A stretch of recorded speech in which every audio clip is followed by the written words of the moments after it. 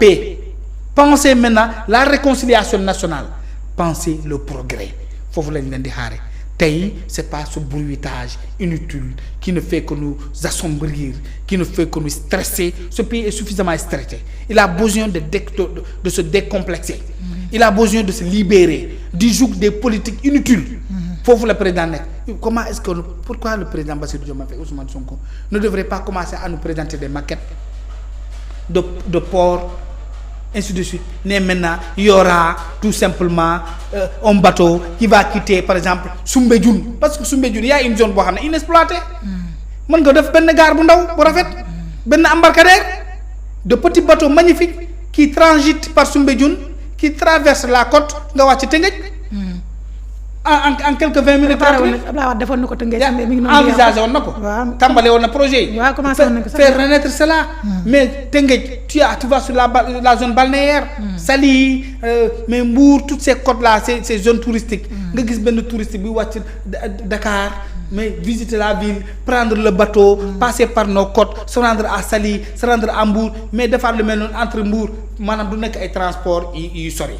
Il y aura des bateaux spécialisés pour quitter Dakar ñëw Mbour mais il y aura d'autres bateaux campés à Mbour pour aller dans d'autres zones. Foofu la ñuy xaaree ñii diversifier le moyen de transport parce qu'on a besoin de pluraliser le moyen de transport. Foofu la ñuy xaar nit mais non Ousmane Sonko il est beau il est mignon il s'habille bien. Nous avons quel type de militant dans ce pays? Il nous faut un militantisme exigeant, un militantisme de vérité, un militantisme qui dit à nos gouvernants dañu leen cotiser ba ngeen falu. Cotiser leen bi ngeen di xeex Macky Sall. Bi ngeen faloo première campagne bi pour les législatives parce qu'il vous fallait la majorité ñu cotiser leen Dakar Arena plus de 500 millions ngeen gagné élection yi tey fu ñu leen di xaare tey mooy ngeen liggéeyal ñu ñun tamit ñu commencé di ñu gis suñu bopp mais ba tey y a pas un seul Sénégalais boo xam ne mu ngi gis boppam ci nguuru Macky Sall Bassirou Diomaye Faye bi ak Ousmane Sonko bi état du Sénégal rek moo ci gis boppam Ousmane Sonko mooy guux yi leex am yaram ñu naan léegi dafa plat ñaari tànk yi day laalante Bassirou Diomaye Faye gis nga koll bi commencé na ñëw biir bi commencé na rek ñoo ci gis seen bopp loolu mooy dëgg. El Malick Ndiaye daa am lex ba lex yi di wadd xoolal El Malick Ndiaye lex yi dañoo ngande bon mënatuñu taxaw ci kaw dañuy wadd ci suuf. loolu mais attends yow gisoo loolu ci El Malick Ndiaye. gisoo loolu ci El Malick ba mu ñëw man xam naa ko. El Malick Ndiaye on a travaillé dans des activités politiques pour la première élection législative de Ousmane Sonko. moom xam na ko Bassirou Diomaye Faye vous ne direz pas que je le connais parce que on a fait des émissions ensemble. loolu mooy dégg il n'était pas comme ça kenn mënu la nii ci ñoom maanaam bi ngay liggéey pour yow sa dund di améliorer je pense que bu ñu la falee waratoo liggéeyal sa bopp askan wi nga war a liggéeyal foofu la ñuy xaar régime bi. malheureusement émission bi sax xam naa ne moom li ci des kii na mais yow moom xam nga bu ñu la invité day gën a neex 8 milliards yi rek laa bëggoon ñu dugg ci. comme tey may jaajëfal Bougane rek Bougane moom porte na plainte. waaw 8 milliards yi nga xam ne. Bougane porte na plainte. te maa ngi dégg Damel Maysa nee na moom it day porter plainte. contre Ousmane Sonko sur les 1000 milliards yi mu waxoon. waaw ne gis na ko ci benn compte dëkk bi nag dafa metti dëkk bi dafa metti de. bu dee nag yow gis nga 1000 milliards ci benn compte ba tey yaa ngi leb. Sénégalais ne la sëñ bi c'est fini de te permettre à continuer à dire du n'importe quoi léegi loo waxati da nga koy teg ci table bi. pour qu'on arrête de manipuler ce peuple Damel Maysa Fall bu président wu parti suñu naataang réew. nee na dina porter plainte contre Ousmane Sonko pour mu wax ni ban compte moo amoon 1000 milliards. te Bougane Gueye Dany dugal na plainte bi. ci 8 milliards 8 milliards yi nga xam ne nee na yóbbu nañ ko ci Bakel parce que nag waa Bakel nee nañu. gisuñu dërëm. waaw gisuñu ko gis xaalis. léegi nag ce ne serait-ce que pour cette vérité. na waa ji nag fexe ba xaalis bi génn. ñun ñu xam fan la 8 milliards yi dugg parce que 8 milliards yi kat boo ko yóbboontee Kolda dina leen amal njëriñ. waaw bu gi noonu de xam naa ne moom daal 8 milliards yi ñoom nee nañ gisuñu ko te ndox maa ngi woy di leen sonal mais ki nga xam ne moom mooy Thierno Alassane Sall moom it dafa déclaré benn plainte. waaw pour Azer. dafa war a leer. waaw Thierno Alassane Sall moom xam naa fu mu téye moom baax na. moom fu mu téye moom. baax na nañu fexe ba 8 milliards yi nu mu tudd 37 milliards la foofu. waaw la ñu jotoon a joxe.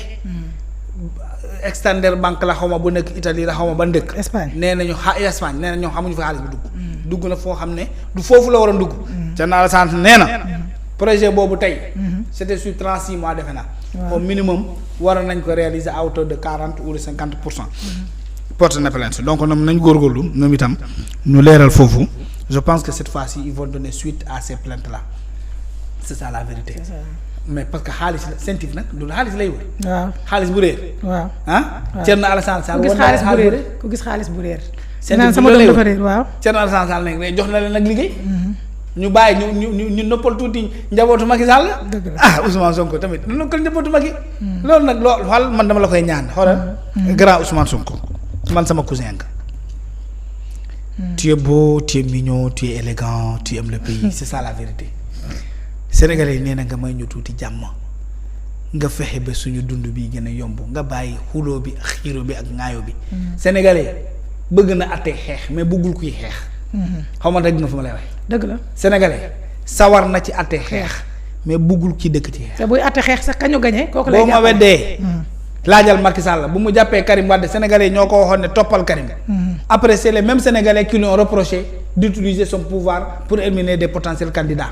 loolu fii la xew Sonko fii la fekk. dëgg la ba mu ko defee contre Karim Wade Khalifa Sall.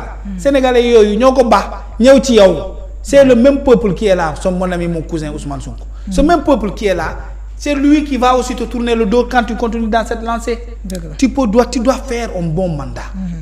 Avoir un bon bilan social, un bilan économique, un bilan de souveraineté, mais un bilan militaire, mais aussi parce que nous avons besoin de mieux moderniser notre armée, de sécuriser ce pays face aux enjeux liés au terrorisme et autres. Mon cousin Ousmane Sonko, foofu lañ lay xaaree maintenant lii di xiiroo ak ŋaayo bi nga xam ne. te sante beeg dagg sante bi amul njëriñ. ça ne te grandira jamais.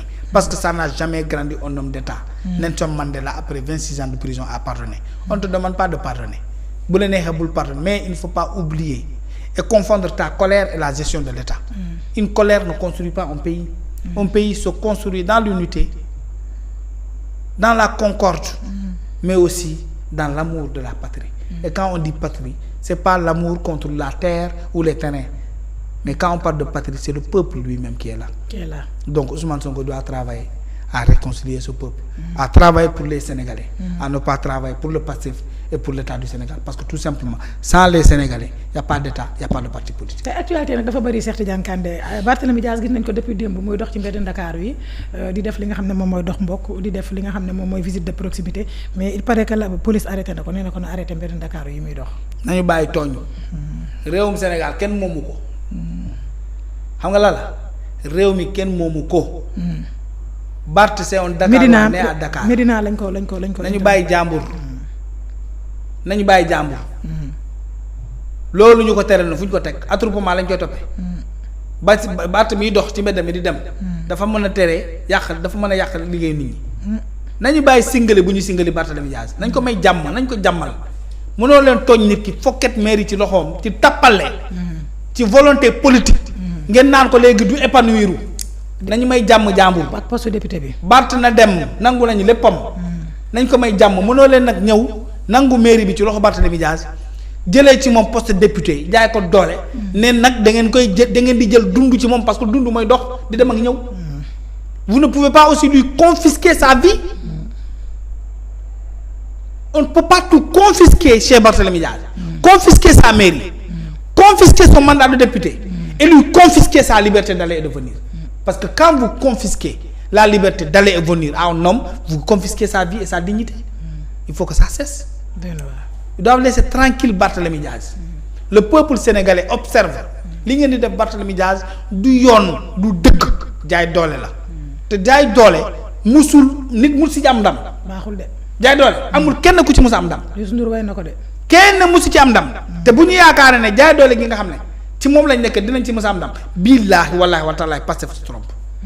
Et c'est à Ousmane Sonko et à Bassirou Diomaye Faye de siffler la fin de cette récréation là.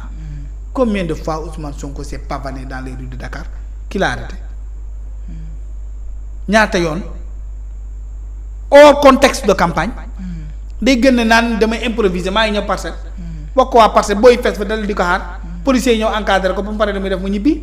Où est cette élégance républicaine là?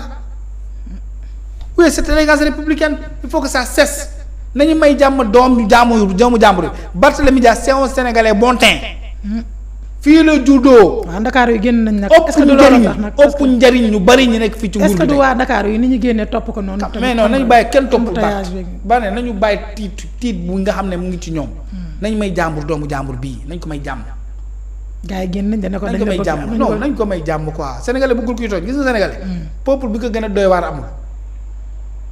Sénégalais mën na la rey ba pare ñoo di la jaale xaw ma na dëgg li ma lay wax. doy na waar.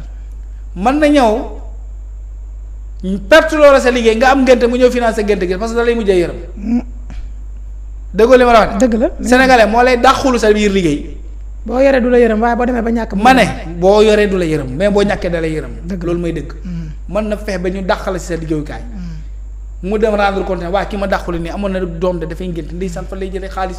dem di jënti la 2 millions ñoo may la ko. dëgg la parce que buggul maanaam boo nekkee ci position de faiblesse rek sénégalais da lay sotal. waaw dëgg la. Travaillez à mettre Barthélémy Dias dans une position de faiblesse. Vous verrez et vous comprendrez que le Dakarois c'est quelqu'un qu'on ne peut pas calculer.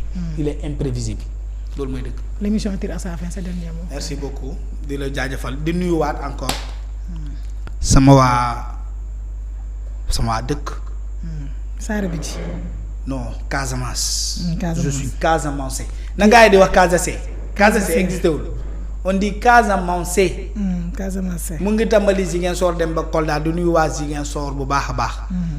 ba ci sa waa dëkk maa ngi leen di nuyu. di nuyu véritablement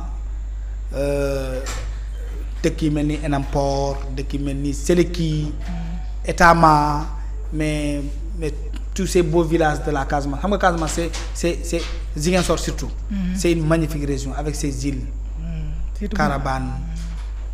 Diembéring c'est des localités magnifiques. Il y a pas plus belle région que la Casamance. L'État doit mettre l'accent sur ça. Vous vous rendez à Kolda c'est la nature à perte de vue. Loo musul gi ci garab dañ ko fi Sédhiou on n'en parle même pas ces belles rizières ces fleuves vraiment ñoom ñëpp maa ngi leen di nuyu di leen ñaanal jàmm ak tawféex. Mention spéciale à Saare Bidji ma commune bu mag bi véritablement commune bu mag bi. ces zones la zone de Diatoumane la zone de Boguel la zone de Saare Bilali mais